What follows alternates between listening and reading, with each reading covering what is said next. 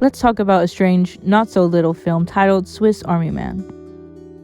Now this film's actually one of my favorites at the moment, simply due to its themes and complexities. It's humorous while simultaneously being a political commentary, and I greatly appreciate the trouble that went into making this film, considering the topics of farts and jet skiing corpses aren't easy to market. And I don't even know if it paid off, to be honest, but hey, here I am making a review about it, so it must be worth something. I'd like to talk about this film as a whole and really dig into its deeper meanings and the areas in which it shines the strongest and its weaker ones. In case you aren't familiar with the film, here's a quick breakdown. Skip to this point if you've already seen it. So the prologue basically reads, being stranded on a deserted island leaves young Hank bored, lonely, and without hope. As a rope hangs around his neck, Hank prepares to end it all until he suddenly spots a man laying by the shore. Unfortunately, he is dead and quite flatulent. Using the ghastly body to his advantage, Hank miraculously makes it back to the mainland. However, he now finds himself lost in the wilderness and dragging the talking corpse named Manny along for the adventure. Now, you're probably wondering what Harry Potter and the Riddler are doing in an absurd film like this, and you'd be right to ask that question. I mean, you're probably asking yourself. At first glance, it doesn't seem like much of a film to take seriously or even consider watching at all. But like I said, it's actually a lot better than you think, and here's why.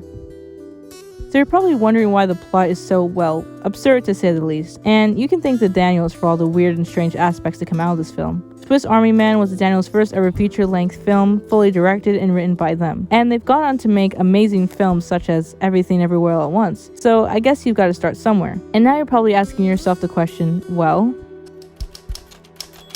when you really break down the meaning of this film and start to dissect it, you'll stumble across your first major problem, which is, who's to say that any of this was even real? Considering how later on, we are somewhat led to believe the opposite, with the fact that dead magical farting corpses are not seen as a normal thing in this world, which would lead you to believe that Hank was the one imagining everything in his mind. And that also begs the question, who's to say that Hank even made it off that island in the first place?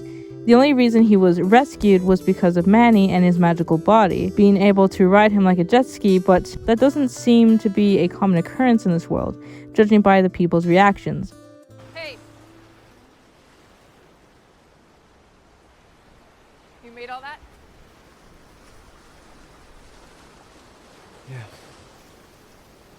Yes. Yes. We did it. Together. We sang, and we danced, God. and it was beautiful. But either way, it doesn't really matter too much in the grand scheme of things.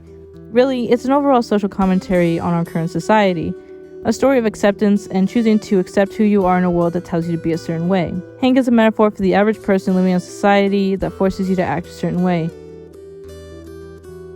Hank also cares a lot about what others think of him. We see this fear when he dresses up as Sarah to help Manny remember who he is. Manny! Oh no, Hank, I'm so sorry.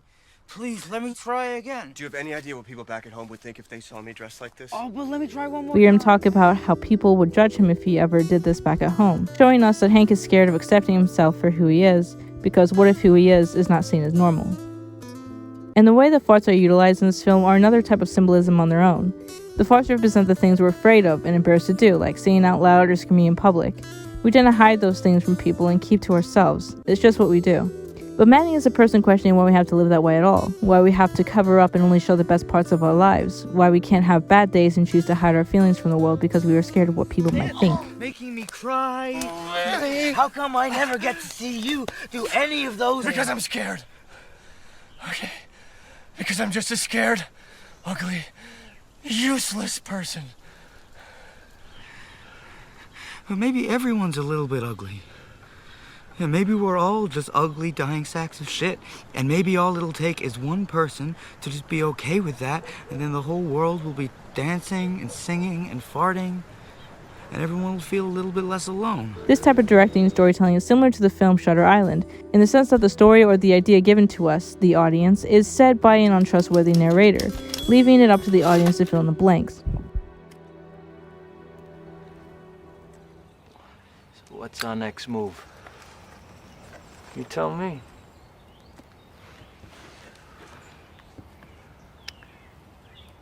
Gotta get off this rock, Chuck.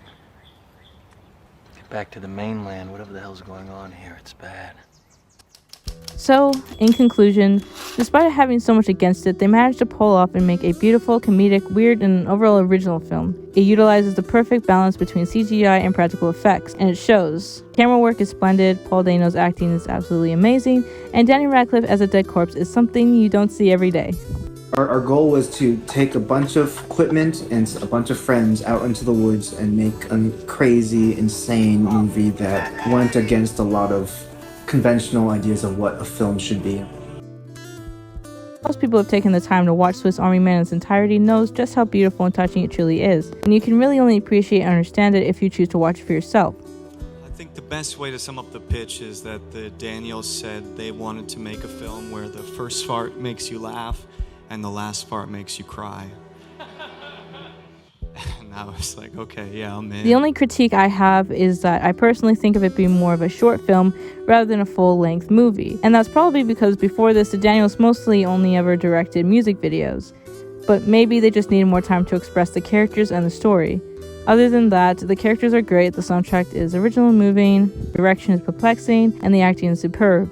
If you think it's a stupid film about farting corpses, then you'd be correct, and if you think it's an underlying social commentary in our current society, you'd also be correct. There are no right or wrong answers, and that is one reason why I think it's such a well-made film.